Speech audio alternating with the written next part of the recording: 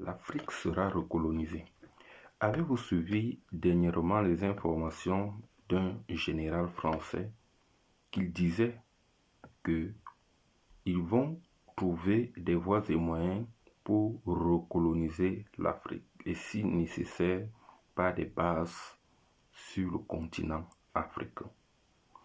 En réalité, ce genre de propos se multiplie depuis déjà plusieurs années, que ce soit au niveau des chaînes de télévision, que ce soit au niveau même des représentants, du moins des politiques, et encore même plus dans les armées. Alors, quand je le dis ainsi, cela peut vous laisser, je veux dire, insensible. Mais ce que nous entendons là est quelque chose de gravissime, de très grave. Cela prouve toutefois que l'Afrique en réalité n'est pas encore indépendante.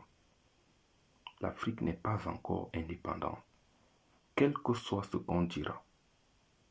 En fait, je vais vous étaler exactement pourquoi est-ce que l'Afrique n'est pas encore indépendante et pourquoi est-ce que l'Occident ou l'Europe, d'une manière particulière, se permet toujours de penser avoir un certain droit sur l'Afrique.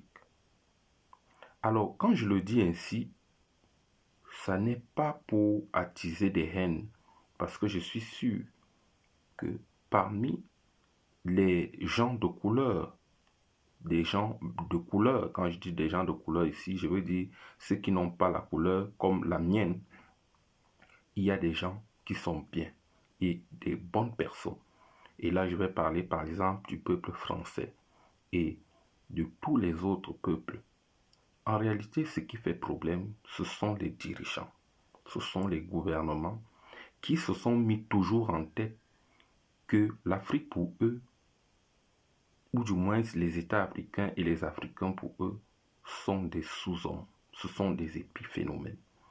En réalité, la situation qui prévaut sur tout le continent africain aujourd'hui, que ce soit en termes de guerre, que ce soit en termes de guerre civile, tous ces mouvements n'ont qu'un seul et véritable coupable. Ce sont les gouvernements occidentaux. C'est mieux de le dire ainsi parce que quand je dis l'Occident, on va généraliser des peuples ou des populations qui ne souhaitent que vivre dans la quiétude, dans la paix. Mais en réalité, ce sont les dirigeants occidentaux, ce sont les gouvernements qui, sous je ne sais quelle suprématie, se sont dit que l'Afrique pour eux est une chasse gardée. L'Afrique pour eux, c'est leur propriété.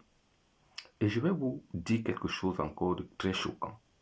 C'est que aujourd'hui, toutes les guerres que vous voyez, que ce soit les mouvements terroristes islamiques et autres qui se créent, c'est une autre manière de coloniser l'Afrique. C'est une autre manière de venir en Afrique coloniser les Africains. Le fait de venir avec, par exemple, des soldats armés jusqu'aux dents et commencer à tuer des Africains comme autrefois n'est plus quelque chose d'actualité, ou du moins d'actualité peut-être dans le sens où c'est plus officiel parce que cela présentera une mauvaise image. Il faut trouver d'autres mécanismes pour devoir le faire. Parce qu'en réalité, venir avec des armes, commencer à mitrailler les Africains et les peuples africains, cela sera même à l'encontre de ces prétendues valeurs occidentales qui sont prêchées sur les valeurs, sur la souveraineté, sur la démocratie et autres valeurs. Parce qu'en réalité, il faut trouver d'autres moyens qui ne sont plus visibles et des moyens brutaux comme autrefois lors de l'esclavage, lors de la colonisation. Il faut donc trouver des voies et moyens plus douces, ou du moins quand je dis plus douces, c'est-à-dire de façon superflue. C'est-à-dire quoi? Il faut trouver des terroristes, il faut monter justement des gens, des groupes armés qui viendront coloniser l'Afrique, mais sous forme d'une guerre idéologique. Vous pensez qu'en réalité en Afrique, ce qu'on appelle État islamique et autres, Vous pensez que c'est quelque chose de simple? Vous avez vu ce qui se passe aujourd'hui avec les territoires de l'AES, avec au niveau de l'Afrique sahélienne, avec le Niger, le Burkina et le Mali. Vous verrez que ces peuples ont décidé de prendre leur destin en main dans le sens où les armées qui étaient censées les aider se sont découvertes comme étant des armées qui parrainaient les terroristes et qui avaient des zones où les soldats ne pouvaient pas franchir, ne pouvaient pas arriver là-bas parce que c'était des zones où c'était des bases arrière des terroristes protégées par l'armée française, parce qu'il faut appeler cela ainsi. Et que ce soit des informations délivrées, que ce soit au Niger et autres, par l'armée américaine. En fait, l'Occident d'une manière générale. Vous voyez donc que ici, on est face à une nouvelle forme de colonisation. Une forme de colonisation qui ne viendra plus avec des armées officielles reconnues, qui seront là avec des armes pour tuer de façon directe les populations. Il faut donc trouver d'autres moyens. Il faut donc trouver des groupes armés ou, à défaut, aller dans des pays, provoquer justement des guerres civiles en armant l'opposition et en prenant des discours qui vont justement à l'encontre de la cohésion nationale. En réalité, c'est cette nouvelle forme de colonisation aujourd'hui. Et c'est ce qui se passe sur plus des 3/4 des territoires africains. Le dire ainsi peut paraître du moins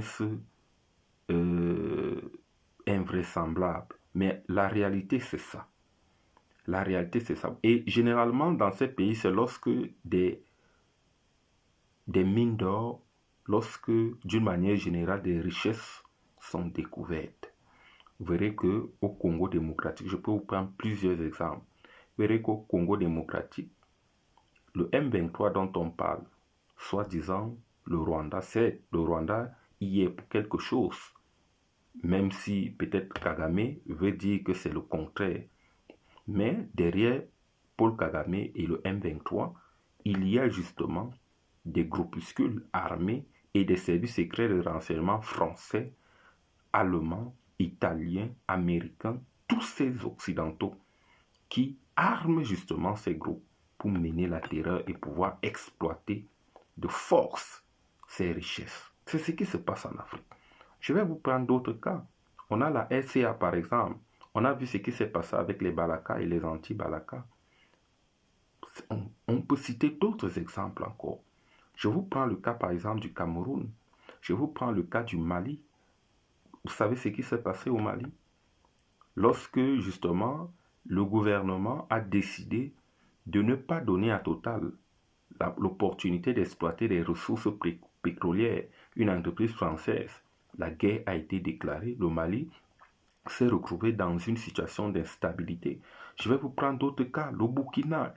Là, en fait, plus de 3/4 des pays africains sont plongés dans ces guerres. Et ce qui est marrant, c'est que aujourd'hui, les Africains n'arrivent pas à comprendre que ce n'est pas le terrorisme que vous combattez, soi-disant le terrorisme. Avant, on parlait, vous avez suivi Al-Qaïda et autres. Aujourd'hui, on ne parle plus de ça. Ce sont des brefs mouvements comme ça qui frappent peut-être des territoires français et autres, que vous allez suivre peut-être l'attaque de Charlie Hebdo et autres. Mais en réalité, le vrai terrorisme, c'est ce terrorisme-là qui est organisé par les pouvoirs occidentaux, par l'Occident, pour déstabiliser les puissances, les États africains. Et justement parce qu'il faudrait que ces États soient dans l'instabilité et d'une manière ou d'une autre même reconquérir ces territoires. Parce que lorsque l'État islamique s'installe dans un pays, ou du moins dans cette partie par exemple du Sahel, c'est pour revendiquer des terres et prendre ces terres, créer un État appelé État islamique. En réalité, c'est quoi? C'est l'Occident qui a trouvé une manière de recoloniser l'Afrique, quelle que soit la méthode employée. Et généralement, c'est les armes, c'est la déstabilisation, c'est les guerres civiles. Et c'est pour ça que je vous dis, Africains, prenez conscience de ce que vous êtes et de ce qui se passe. Ouvrez les yeux. Ouvrez les yeux.